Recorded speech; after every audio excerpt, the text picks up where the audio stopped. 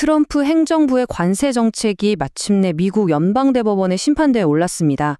수십억 달러의 돈, 더 나아가 대통령의 권한 범위까지 걸린 이 거대한 법적 싸움이 미국 경제와 세계 무역에 어떤 의미를 갖는지 지금부터 하나하나 파헤쳐 보겠습니다. 대공황이 올 것이다. 이건 그냥 하는 말이 아니라 트럼프 행정부가 법원에 제출한 공식 서류에 적힌 경고입니다. 판돈이 이 정도로 어마어마한데요. 도대체 이 논란 많은 정책이 어떻게 나라의 최고 법원까지 가게 됐는지 그 여정을 한번 따라가 보시죠. 네, 이건 더 이상 단순한 정책 논쟁이 아닙니다. 말 그대로 전면적인 법정 전쟁으로 번진 건데요.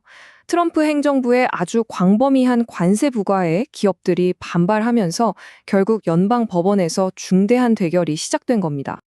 보시는 것처럼 1심, 2심, 행정부는 계속해서 법의 벽에 부딪혔습니다. 국제무역법원에서는 위헌 판결을 받았고 연방항소법원에서는 아예 불법이라는 규정까지 받았죠. 이 분쟁의 가장 중심에는요, 바로 대통령의 권한에 대한 아주 근본적인 법적 질문이 자리 잡고 있습니다. 이 모든 논란의 핵심에는 단 하나의 법, 그리고 그 법을 둘러싼 해석의 차이가 있습니다.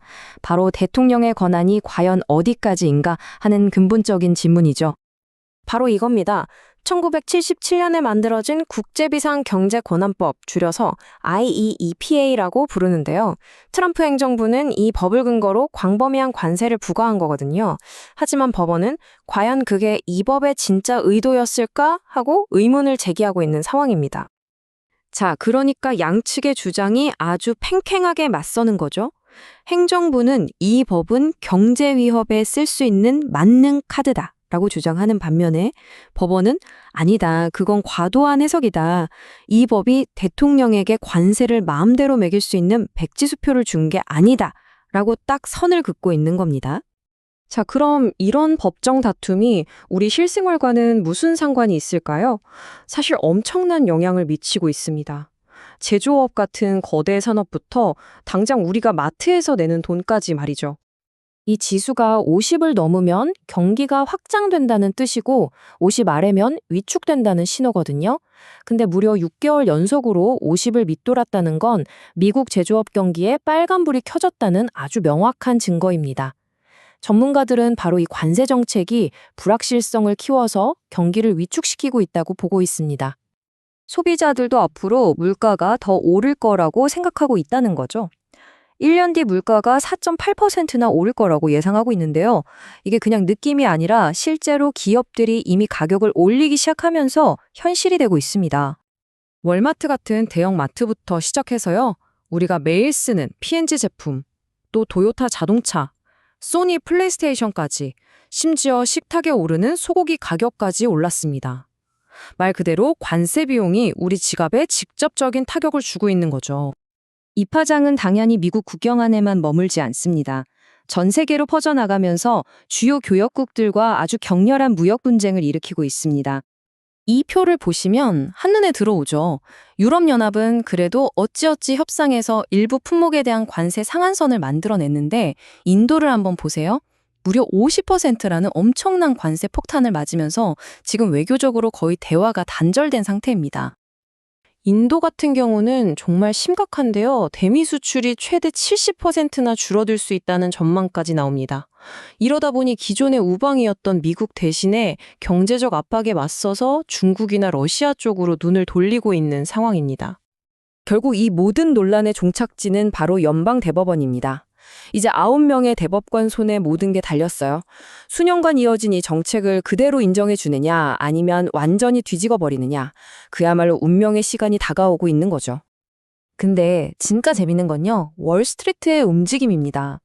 이 사람들은 그냥 팔짱 끼고 구경만 하는 게 아니에요. 아예 이 판결 결과를 가지고 돈을 거는 아주 새로운 시장을 만들어냈습니다. 이게 뭐냐면 관세 환급권이라는 건데요. 자, 생각해보세요. 기업들은 이미 수십억 달러의 관세를 냈잖아요.